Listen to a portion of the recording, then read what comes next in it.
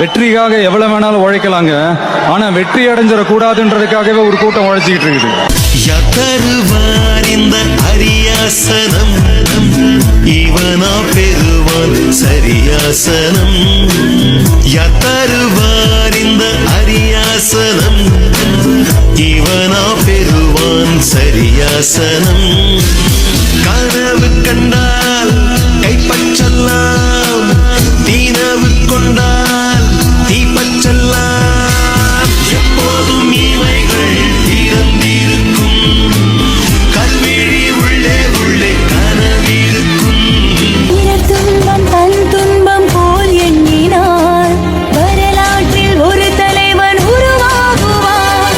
நினைத்தாலும் புதைத்தாலும் அழியாமலே வருங்காலம் பேர் சொல்ல உறவா. சி ஜோசப் விஜய் எனும் நான்